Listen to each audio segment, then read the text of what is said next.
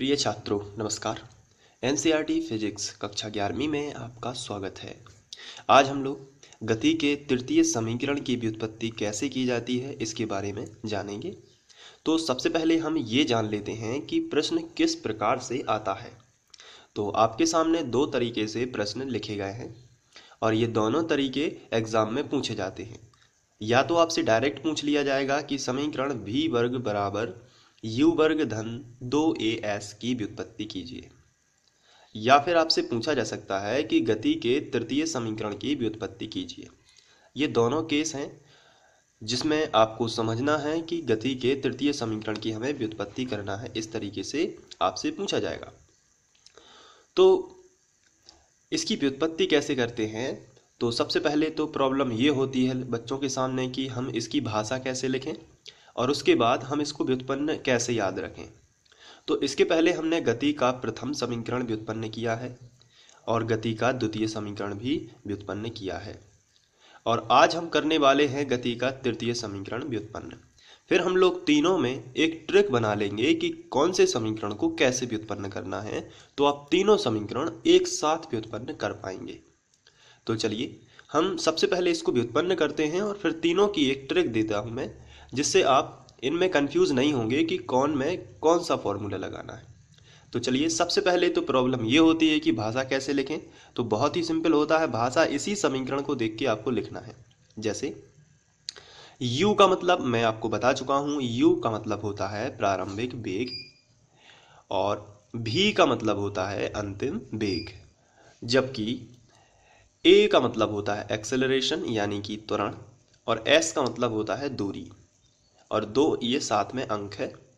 तो ये जो लिखा हुआ है इसी के आधार पर हमें भाषा लिख देनी है। जैसे माना किसी वस्तु का प्रारंभिक वेग u है तथा अंतिम वेग v है।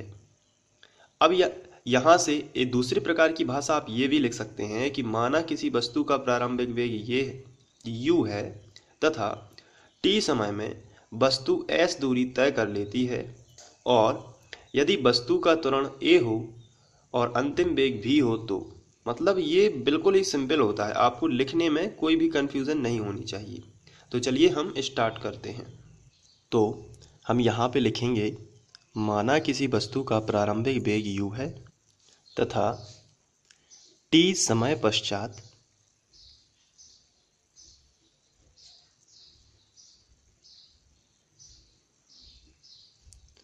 वस्तु का अंतिम वेग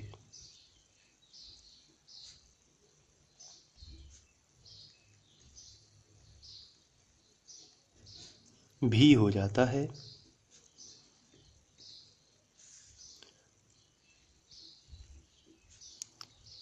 यदि चली गई दूरी s, अब देखिए यहाँ पे u और v की बात हो चुकी है, अब हमें a और s की बात और कर देनी है। तो यहाँ पे हम लिखेंगे यदि चली गई दूरी s और त्वरण a हो, तो त्वरण यहाँ पे हम लिखेंगे त्वरण a हो तो अब यहाँ पर जब भी दो वेग हैं तो ऐसी स्थिति में हमने गति का जब दूसरा समीकरण व्युत्पन्न किया था तो भी एवरेज यानी औसत वेग निकाला था, और यहाँ पर भी हमें औसत वेग निकालना है। तो चलिए हम लिखेंगे औसत वेग। तो औसत वेग कैसे आता है? तो मैंने आपको जब दूसरा समीकरण समझाया था तो बताया था सबसे पहले वेग यानी वेलोसिटी, और वेलोसिटी जो भी है यहाँ पे हम ए भी लिख देंगे तो एवरेज हो जाएगी वेलोसिटी, और ये दोनों वेगों को जोड़ देते हैं। कहने का मतलब ये है कि प्रारंभिक वेग और अंतिम वेग दोनों का योग कर देते हैं और बटे में कर देते हैं 2, तो ये औसत आ जाएगा। सभी आंकड़ों का योग बटे सभी आंकड़ों की संख्या, ये औसत का फॉर्मूला होता है। तो आंकड़े हैं 2, इसलिए 2 से भाग दिया है। अगर ऊपर 3 बार ऐसे जुड़े होते, 3 संख्याएं जुड़ी होती या 3 कोई भी चीज़ जुड़ी होती तो 3 से भाग दे देते। तो ये है औसत वेग। अब इसके बाद गति का जब हमने दूसरा समीकरण, ध्यान रखिए दूसरा समीकरण जब व्युत्पन्न किया था तो हमने गति के प्रथम समीकरण की हेल्प ली थी, और गति के तृतीय समीकरण को व्युत्पन्न करने में इसके बाद हम फिर से एक बार गति का तृतीय समीकरण ले लेते, सॉरी प्रथम समीकरण ले लेते हैं। तो हम लिखेंगे गति के प्रथम समीकरण से। बहुत ध्यान से आपको समझना है, एक बार आप समझ लोगे तो बहुत अच्छे से इसको करके भी देख लेना। गति के प्रथम समीकरण से, तो गति का प्रथम समीकरण क्या होता है, तो आप सभी जानते हैं कि v बराबर u प्लस ए टी। अब जरा ध्यान देना, यहाँ पे हमने ये v का मान यदि यहाँ पे रख देते हैं तो गति का दूसरा समीकरण व्युत्पन्न होगा, और अगर हम यहाँ से टाइम निकाल लेते हैं यानी कि t का मान निकाल लेते हैं तो गति का तीसरा समीकरण व्युत्पन्न होगा। ज़्यादातर बच्चे यही ट्रिक बनाते हैं और इसी से सॉल्व करते हैं, क्योंकि ये इन दोनों में कन्फ्यूज़न होती है सबको कि दूसरा समीकरण व्युत्पन्न करना है तो क्या करना है और तीसरा समीकरण व्युत्पन्न करना है तो क्या करना है।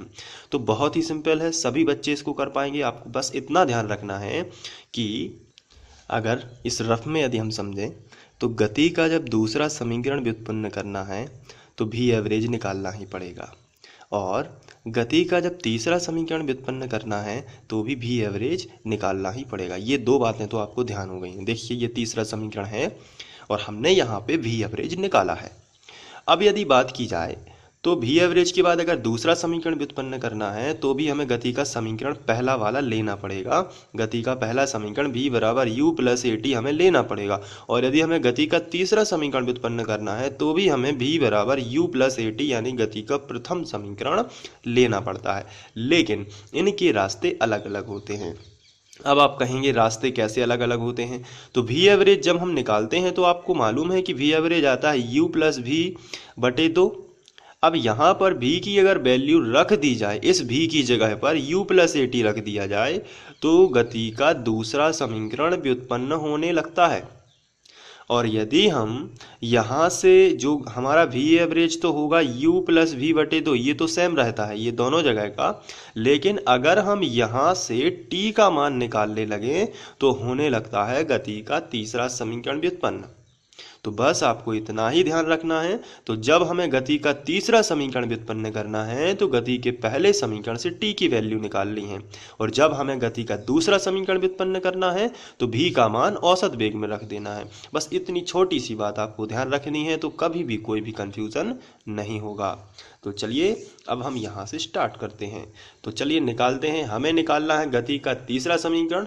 ये देखिए इतना तो गति के द्वितीय समीकरण में भी हम जब व्युत्पन्न करते हैं तो लिख लेंगे, लेकिन यहाँ से टर्मिनेटेड पॉइंट होता है।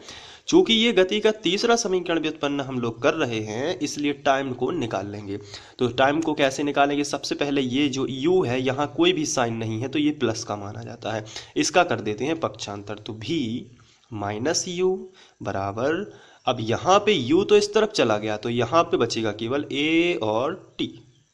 अब इसके बाद हमें चूंकि टाइम निकालना है इसलिए a जो है ये गुणा में है, a t के साथ गुणा में है, और गुणा वाली संख्या कहाँ आ जाती है, बटे में। तो v माइनस यू बटे a इक्वल टाइम। ये देखिए तो ये है टाइम और ये है वेग। तो वेग गुणित समय, वेग अगर इन दोनों का गुणा कर दें, किस किस का, वेग गुणित समय। t क्या है, समय है। अगर हम इसको यहाँ पे समझने के लिए लिख दें, t क्या है, समय। तो वेग गुणित समय दूरी का फॉर्मूला होता है, हम लोगों ने गति के द्वितीय समीकरण में भी इसे समझा है। तो चलिए हम यहाँ पे थोड़ा लिख लेते हैं कि दूरी बराबर क्या होता है, दूरी बराबर, चूंकि दूरी s बराबर वेग गुणित समय, दूरी को हम s से दर्शा रहे हैं। वेग है हमारा औसत वेग, थोड़ा सा यहाँ करेक्ट करिए, औसत वेग लिखना पड़ेगा, औसत वेग यानी v एवरेज, और गुणित टाइम या समय, समय को हम स्मॉल t से दर्शा रहे हैं। तो ये देखिए हमें दूरी का फॉर्मूला उसमें भी लगाना पड़ा था और इसमें भी लगाना पड़ रहा है। चलिए तो अब हम s बराबर v एवरेज कितना है, तो v एवरेज है u प्लस v बटे 2, यहाँ पे u प्लस v बटे 2। आप देख सकते हैं v एवरेज कितना है, u प्लस v बटे 2। तो हमने यहाँ पे रख दिया u प्लस v बटे 2 मल्टीप्लाई बाई t, टाइम की वैल्यू है v माइनस u बटे a, तो हम यहाँ पे रखेंगे v माइनस u बटे a। ये देखिए अब यहाँ पर यदि बात की जाए तो यहाँ पर सर्वसमीका लग सकती है, लेकिन हम भी यहाँ भी u और v है, यहाँ भी u और v है, लेकिन थोड़ा सा फर्क है, यहाँ पर u आगे लिखा है लेकिन यहाँ पे भी आगे लिखा है। तो हम क्या करेंगे, माइनस वाले को तो चेंज कर नहीं सकते क्योंकि चिन्ह का वो हो जाएगा, माइनस यू आगे आ जाएगा, लेकिन हम प्लस वाले को तो कर सकते हैं। तो भी को हम आगे करेंगे और यू को पीछे करेंगे, दोनों पॉजिटिव हैं तो कोई चिन्ह का मिस्टेक नहीं होगा। तो s बराबर भी, हम इसको इस तरीके से लिख सकते हैं, v प्लस यू बटे 2। देखिए इस तरीके से multiply by v minus you बटे a, ये देखिए हमने लिख लिया। अब क्या करना है आपको, ये एक बार धन है और एक बार ऋण है। तो आप सर्व समीकरण 10th क्लास में आपने पढ़ी थी कि a plus B A minus B A square minus B square, तो V square minus you square, ये देखिए इस तरीके से। और बटे 2 का गुणा a में करोगे तो क्या आएगा, 2 इंटू ए। अब हमें कर देना है तिर्यक गुणा, इसके बटे कुछ नहीं तो एक माना जाता है, इसका गुणा इसमें करेंगे और इसका गुणा इसमें कर देंगे, तो आएगा v square minus you square बराबर 2as। यू स्क्वायर जो माइनस का है इसका इस तरफ ट्रांसफर कर देते हैं, तो वी स्क्वायर इक्वल माइनस का इस तरफ आएगा तो प्लस का you square plus 2as, that is our third equation, यानी कि गति का तृतीय समीकरण। तो इस तरीके से ये क्या होगा, सॉल्व होगा। मैं चाहता हूं कि आप इसको नोट कर लीजिए और उसके लिए आप वीडियो को पॉज करके भी नोट कर सकते हैं या स्क्रीनशॉट ले लीजिए, मैं आपको दे देता हूं। ये देखिए ये पहला शॉट है,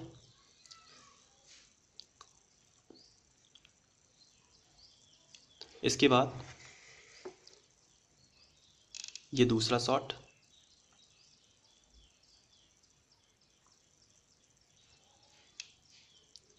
इसके बाद ये हो जाएगा तीसरा शॉट। तो आशा करता हूँ कि आप लोगों को ये समझ में आ गया होगा और इसी तरीके से पढ़ते रहिए, आगे बढ़ते रहिए, मेहनत करते रहिए। और इसी प्रकार के सभी वीडियोस देखने के लिए आप free online coaching by Sandeep Khare के माध्यम से पढ़ सकते हैं। Thank you.